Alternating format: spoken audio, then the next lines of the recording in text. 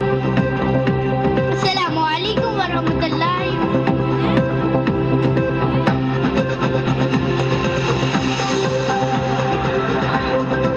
Assalamu alaikum warahmatullahi wabarakatuh.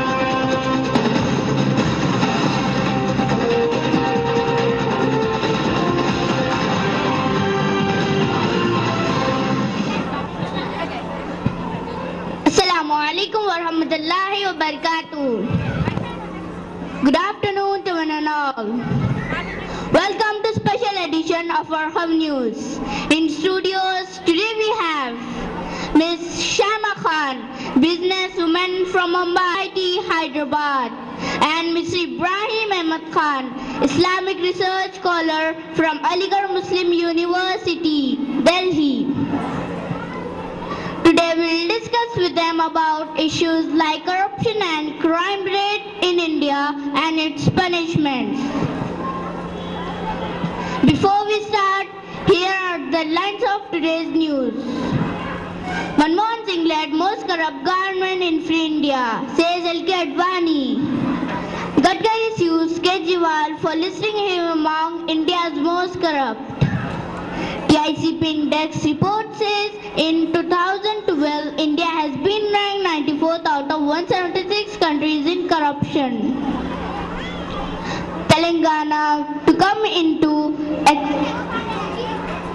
extension on June 2. Criminal case against Mukesh Ambani of gas prices, says Arvind Kejriwal. Ishrat was a part of terror plot, claims ex-intelligence officer charged with her murder. Welcome back once again. What is your view on corruption? Is that becoming part of our life? Miss Shama, what do you think of it? I see nothing wrong in corruption. For me, time is more important. No matter if I pay a small amount to get my job done, at the end it saves my time. Yourself, Miss Aisha? I will not agree with Ms. Chaima. Corruption, no doubt, is a bad patch on our country's progress. Because of corruption, common man has to wait for years to get their rights. Few people are becoming very rich. Also, we are not getting genuine defense products for our country. And the sovereignty of our country is at high risk. Mr. Ibrahim, what is your opinion? Corruption at all levels is equally bad, as it makes public selfish. It leads to hatred among fellow citizens. Moreover, in Islam, it is haram to give and take bribe. Miss Shama, you said there is nothing wrong in corruption. Miss Aisha, you said it's a bad patch. And Mr. Ibrahim, you said it's haram in Islam. Then what is its solution? Miss Shama, what do you say? I think to overcome this problem, we should increase the staff in public dealing places. That's how the job of everybody will be done on time. Other thing is that the staff should be highly paid so that they should not go for corruption. Miss Aisha, In my opinion, we should effectively conduct awareness campaign, symposium and seminars for common public against corruption and increase the punishment for corrupt persons. I agree with Ms. Aisha to some that strict punishment may discourage the practice of corruption, but it cannot eliminate from its root. To me, one should be self-contained because there is no upper limit for status. Moreover, everyone should realize that they are answerable to Allah for their deeds. Only the fear of accountability in its true meaning is the genuine solution to this gruesome of today's society. okay, now we'll come to our second issue, that is crime and punishment. Miss Shama, what is your opinion? In my opinion, history proves it that those who are powerful always suppress the weak, and universal law is there to support it the survival of the fittest.